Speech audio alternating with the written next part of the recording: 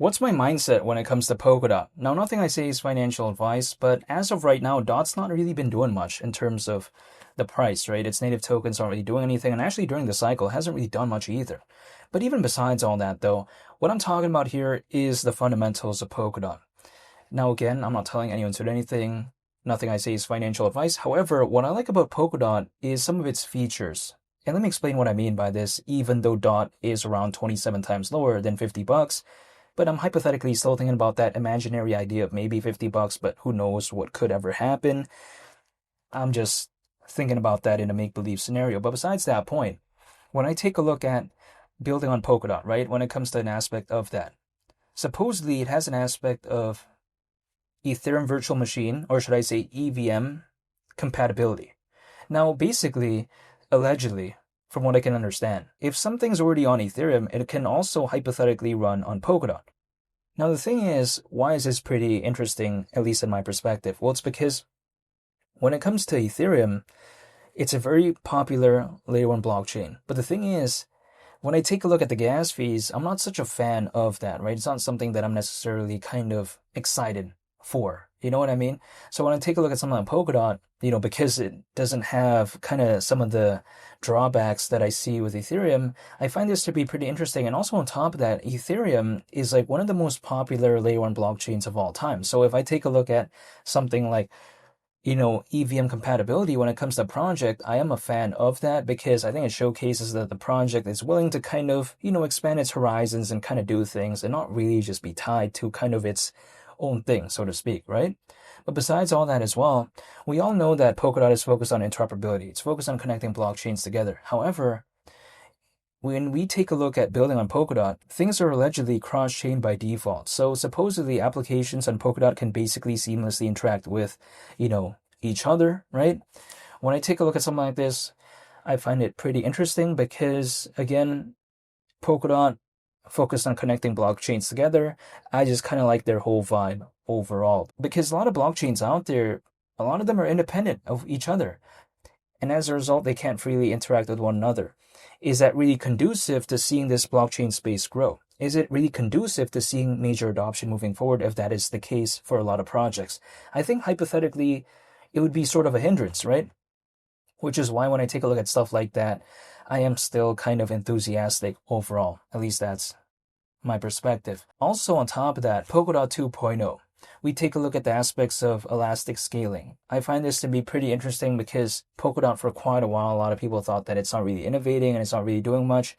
And in terms of the hypothetical price, again, yeah, it hasn't really done much during the cycle, but at the same time, fundamentally, I feel like Polkadot has kind of, done its thing. And I think it's actually arguably, personally for me, what I can see, it seems to be a little bit better than back then, right, fundamentally. But in terms of the price, of course, it's not doing the best.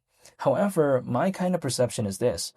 I don't think I've seen an altcoin season either anyways during this cycle. So how can I fully kind of evaluate what Polkadot could do during this cycle? And I have to wait until, maybe the cycle ends. Who knows if there could even be an altcoin season? Who knows if Dot could ever even be a part of any journey, right?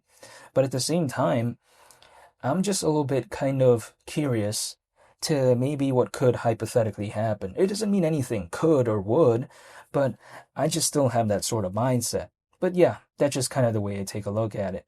Now, granted, some altcoins out there are having like a couple percent movement and all this, but it's not really much in the grand scheme of things. And DOT actually reached a new all-time low. Not a new all-time high, right? It reached a new all-time low back in October. So we're talking about 2 months ago, basically.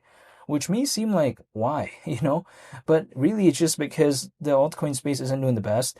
DOT still has over 1 million holders, but even with over 1 million holders, it reached a new all-time low like 2 months ago.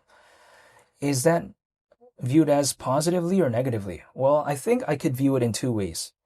Now, in a sense, right, I can take a look at that and say, okay, wow, like it's not doing good whatsoever. Okay, I get it, reach a new all-time low in terms of the price. But also at the flip side, my kind of perception is that if with over 1 million holders still holding, supposedly, and like I saw an all-time low just 2 months ago, does that maybe showcase sort of the hypothetical conviction when it comes to Polkadot? Because despite reaching a new all-time low recently, there was like over 1 million holders. I mean, that's just my mindset, right? But even besides all that, kind of my perception is also this. When it comes to me, just as a individual, there's over 1 million dot holders, supposedly, when it comes to Polkadot's native token, right? Can I do anything about Polkadot? No. Can I do anything about this space? No. Actually, if we zoom out and we take a look at things from a bird's eye view, right? From like a aerial standpoint of view, like there's over 600 million owners within this space. Like me, I'm just one, like I can't do anything about this. So personally, I'm just still waiting for maybe what 2026 could be, but I just wanted to talk about the fundamentals that I noticed when it comes to Polkadot and what I think about that. Also, they did a redesign recently, right? And I made a video on that when it comes to Polkadot. Before this video, I talked about, they kind of did a redesign where they did a new color schematic where they kind of changed the whole sort of vibe, sort of the branding when it comes to the site. And just allegedly they made the site more simple. So yeah, I'm just still staying patient. I'm just waiting, but I wanted to make a video real quick to talk about my mindset when it comes to aspects about EVM compatibility and as well as kind of the cross-chain sort of vibes when it comes to Polkadot. That's just a summary that I have when it comes to this video. And yeah, that's pretty much about it. I want to say thank you for watching. I hope you all have a very nice day.